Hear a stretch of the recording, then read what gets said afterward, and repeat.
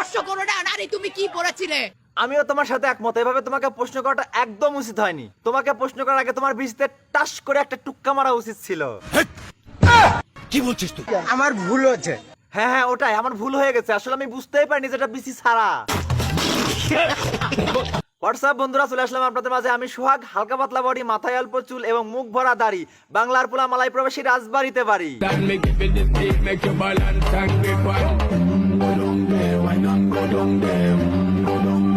তো কথা না বাড়িয়ে চলুন হ্যান্ডেল মারা শুরু করি, না মানে ওই ভিডিও করা শুরু করি, নইলে আবার আমার অডিয়েন্সদের দাঁড়িয়ে যাবে, মানে ওই গায়ের লোম দাঁড়িয়ে যাবে।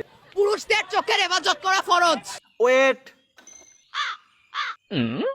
আসসালামু আলাইকুম জান্নাতি হুর। আমাদের মাঝে দেখতে পাচ্ছেন বড় মাপের হাফেজা, ভোরকা পরে মাথা হিজাব, চোখে লাগানো চশমা, জনগণ তার নাম দিয়েছে মিয়া খলিফা।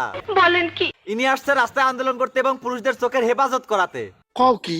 তা না হয় চোখের হেফাজত করলাম, কিন্তু আমার সাদা মনে একটাই প্রশ্ন, কোন ছেলে যদি একটা মেয়েকে জোর করে মুরগি বানায় তাহলে তাকে ধর্ষণ বলা হয়, আর কোন মেয়ে যদি স্বেচ্ছায় 5-6 জন পুরুষকে তার বুকের উপর উঠিয়ে ঘপা ঘপ মানে ডিমে তাও দেয়, তাহলে তাকে কি বলা হয়?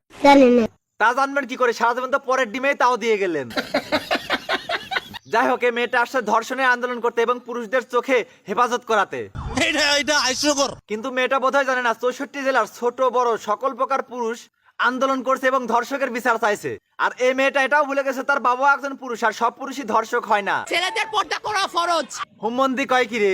এই সুদ্দা ভাই, তোমার জন্য উষার একটা কাঠের তক্তা পেয়েছি, তোমার ওই লম্বা কুড়ালটা দিয়ে একটু মানে একটু কুপিয়ে দাও। আমি যদি ইসলাম ধর্মের কথা বলি তাহলে পোশাক কোনো ব্যাপার না। তাহলে সবকিছু খুলে আজকে ল্যাংটু হয়ে ঘুরবো?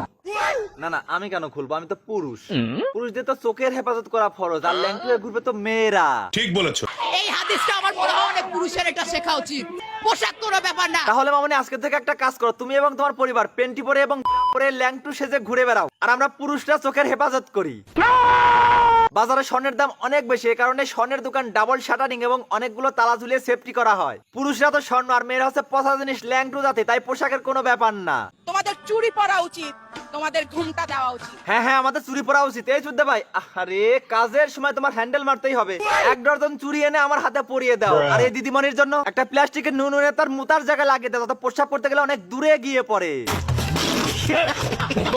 আমাদের পর্দার দরকার নাই, তোমাদের পুরুষদের পর্দার দরকার। চুদ্দা ভাই, একটা কাইসে নিয়ে আসো, কাইসটা নিয়ে আসো। এই দিদিমণি নাকি পর্দার দরকার নাই, পর্দাটা কুচ করে কেটে নিয়ে আমারটাই লাগিয়ে নি। তাহলে যে আজ থেকে দিদির বদলে তোমার পর্দা ফাটাবে?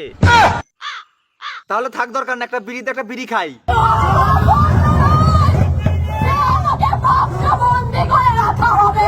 এটা কি রে ভাই, আন্দোলন নাকি গাজির গান? বলি মামনি একটু আসতে, নইলে যে তোমার পর্দার তার ছিঁড়ে যাবে। যদিও পর্দার তার আগে থেকেই ছিঁড়া, তারপরেও বলতেছি, নইলে কিন্তু মুতার জায়গায় ব্যথা পাইতে পারো। 8 বছরের শিশুটা যেখানে নিরাপদ না, আমার মতো 18 বছর মেয়েকে কিভাবে নিরাপদ থাকবো?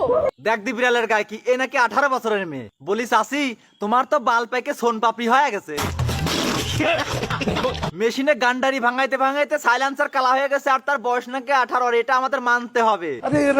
এটা হচ্ছে আমাদের ট্রাফিক আপাত, যে 18 বছরে 18,000 মানুষকে দিয়ে চুষিয়ে তার সবকিছু করে ফেলছে ফাপা। এটাই বাস্তব।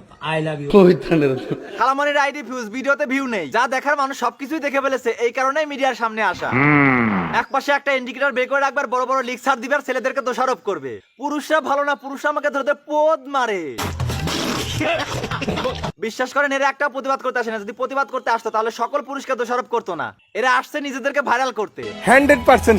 জাতির কাছে প্রশ্ন, এই জগতে পুরুষ বলতে কি সবাই ধর্ষক? এই জগৎটা নারী পুরুষ ভালো মন্দ মিলিয়ে চলছে, আর সব পুরুষই ধর্ষক না। আমরা পুরুষরাও ধর্ষকের বিচার চাই। আর নারী তুমি সম্মানী, পুরুষদের পর্দাশীল না হতে বলে নিজেরা পর্দাশীল হও। নারীর শরীর পুরুষের চোখে না পড়লে আপনি পুরুষের চোখের হেফাজত হয়ে যাবে। আর বন্ধুরা, বুঝতেই তো পারছো, নতুন ভিডিও পেতে চ্যানেলটি সাবস্ক্রাইব করে পাশে থাকতে হবে। তো আজ এই পর্যন্তই। যদি ভিডিও ভালো লাগে অবশ্যই লাইক কমেন্ট শেয়ার করবেন। আসসালামু আলাইকুম।